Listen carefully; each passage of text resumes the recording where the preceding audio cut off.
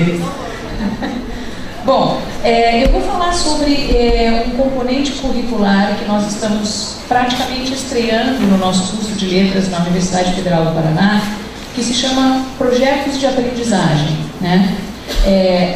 A minha ideia é falar um pouquinho sobre o perfil dos alunos e professores que têm utilizado esse componente curricular, porque eles são professores e alunos de japonês e polonês, né? Não são as habilitações em língua inglesa, francesa, italiano, espanhol ou alemão que estão usando esses projetos.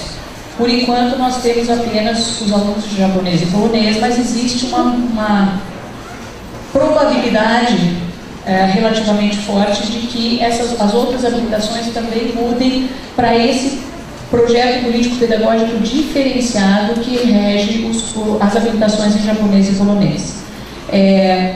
Eu vou falar sobre esse componente curricular especificamente, porque a proposta da nossa mesa é discutir questões relacionadas à formação inicial de professores de línguas estrangeiras. Então, esse componente curricular é, para mim, o mais inovador que o PPP, o Projeto Político Pedagógico Diferenciado dos cursos que nós temos de formação de professores na universidade, é o que há de mais inovador.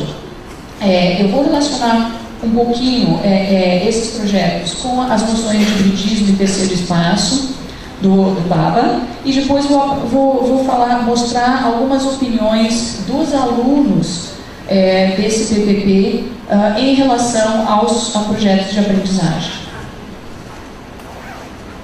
Bom, os professores de polonês e japonês, na sua vasta maioria, têm um vínculo étnico com o Japão e com a Polônia, ou seja, são ou descendentes de japoneses e poloneses ou imigrantes, né, japoneses e poloneses morando em Curitiba. A mesma tendência a gente vê nos alunos de polonês, mas não nos alunos de japonês. Os alunos de japonês, a grande maioria, não tem vínculo étnico com o Japão e apresentam como motivação pela procura pela habilitação em japonês a cultura pop japonesa. É assim, hors concours em todas as justificativas dos alunos de por que eles estão fazendo o curso de licenciatura e bacharelado em japonês. Um projeto político-pedagógico desses cursos que começaram, eu falo às vezes curso e às vezes habilitações, porque esse PPP começou com a proposta de criação de um curso de letras estrangeiras, separado do curso de letras maternas, mas ele acabou, por questões políticas internas, sendo incorporado ao curso de letras que tem lá as habilitações em língua materna e em línguas estrangeiras. Então, às vezes eu falo curso, às vezes eu falo habilitações, mas eles são, de fato, habilitações do curso de letras. Então, quando o PPP foi montado, a gente pensou que estaria recebendo alunos muito jovens, alunos nascidos nos últimos 20 anos. E a gente baseou muito a nossa estrutura curricular nessa ideia de que os nossos alunos, ou pelo menos uma boa parte deles, seriam o que o Mark Prensky chamou de nativos digitais. Quer dizer, seriam esses alunos que estão convivendo com formas de aprender não escolarizadas, formas de aprender diferentes daquelas formas de aprender que a escola costuma privilegiar. E que, consequentemente, fazem relações de uma maneira diferente, aprendem de uma maneira diferente, por exemplo, utilizando métodos não lineares, né? E acho que para entender a coisa do método não linear, a ideia do manual de instruções pode ajudar, né? É mais ou menos uma relação entre instalar um equipamento, tendo lido o manual de instruções antes, então eu estaria num método linear, né? Eu leio o manual de instruções e depois eu faço a instalação do equipamento.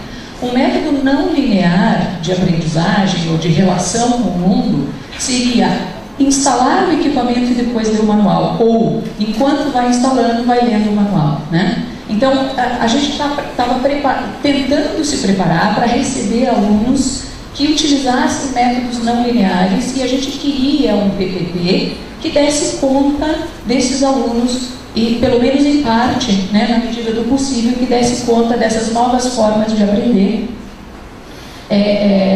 que os alunos estão trazendo para a universidade. Que formas novas eram essas? Bom, a gente imagina que essas três características possam ser definidoras dessas novas formas de aprender, né? A questão de desenvolvimento da capacidade de produzir e de buscar conhecimento, né? Tanto em grupo quanto individualmente, sempre interagindo com o objeto de estudo, digamos assim, né?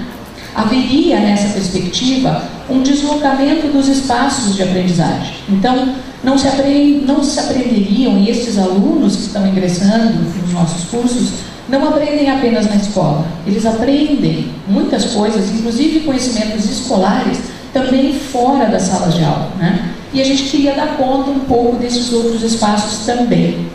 E nessas novas formas de aprender, também novos instrumentos de aprendizagem estão surgindo. E a gente tentou dar conta disso aí, né?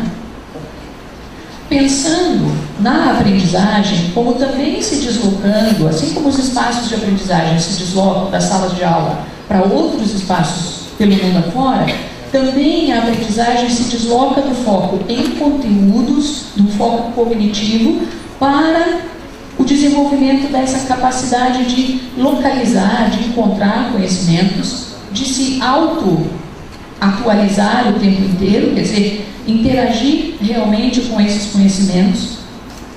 O aprendiz nesse processo é um aprendiz que toma a iniciativa, que busca coisas, que quer ir atrás de outras coisas, mas ele tem que aprender a selecionar e a dialogar com esses conhecimentos, né? Uma das características que se fala muito dessa nova, o novo eu tentei colocar sempre entre aspas aí, né? Porque é o novo naquele sentido talvez mais de surpreendente do que de original necessariamente, né? Então, uma outra característica desse processo de aprendizagem é a necessidade de conectar os conhecimentos já consagrados com os conhecimentos ainda insurgentes, digamos assim. Bom, então, eu coloquei aí algumas características desse novo, supostamente novo conhecimento, né? Ele vai envolver, como disse a Dayana hoje, agora há pouco na palestra, a relação com várias disciplinas, com várias áreas do conhecimento. Ele, portanto, é sempre um conhecimento contextual produzido e visto como sendo produzido num espaço específico. É sempre um conhecimento relacional, produzido em colaboração.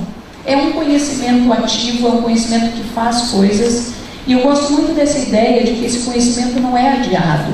Não é um conhecimento que vai ser relevante daqui a 15 anos. É um conhecimento que precisa ser relevante agora, né? A gente diz ou dizia muito para os alunos de inglês que eles precisam aprender inglês, porque um dia, quando eles precisarem de um emprego, eles vão perceber a importância do inglês. Isso não tem funcionado mais muito bem, né? Não satisfaz esse tipo de explicação. As pessoas querem conhecimentos relevantes agora, e não daqui a 15 anos. Bom, o que a gente fez então, tentando dar conta desse contexto?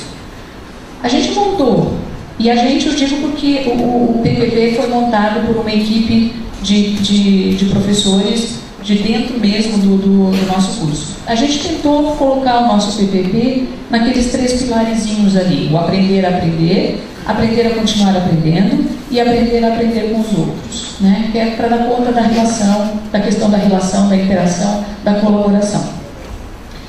A gente tentou garantir no PPP, que não é garantia, né? Mas a gente tentou, pelo menos no documento que rege o curso, permitir aos alunos espaços em que eles pudessem promover escolhas, e não qualquer escolha, mas escolha informada. Uma escolha discutida, problematizada, em que os alunos tivessem possibilidade de pensar sobre as implicações das suas escolhas, e não apenas escolher assim do nada, né?